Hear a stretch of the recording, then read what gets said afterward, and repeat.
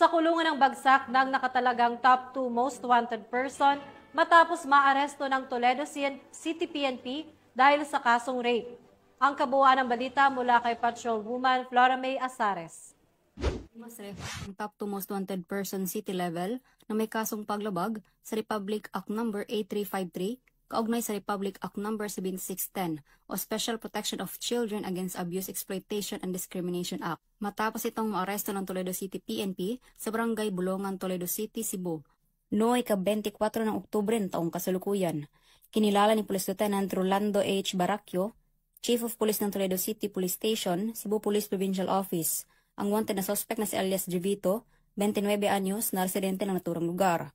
Ang suspect ay naaresto sa bisa ng warrant of arrest para sa kasong paglabag sa Republic Act No. 8353 kaugnay sa Republic Act No. 7610 o Special Protection of Children Against Abuse, Exploitation and Discrimination Act na kung saan wala itong rekomendadong piyansa. Samantala, kasalukuyang nakapiit sa Toledo CPS Custodial Facility ang suspect para sa dokumentasyon at tamang disposisyon. Ang kapulisan ng Toledo City ay walang tigil sa pagsasagawa at pagpapaigting ng kampanya laban sa namang uri ng kriminalidad upang masiguro ang kaayusan ng kanilang nasasakupan dahil sa bagong Pilipinas ang gusto ng pulis, ligtas ka. Mula dito sa Cebu Police Provincial Office, ako ay inyong Police News Network Correspondent, Patrolwoman Flora May Asares, alagad ng batas, tagataguyod ng Balitang Pulis.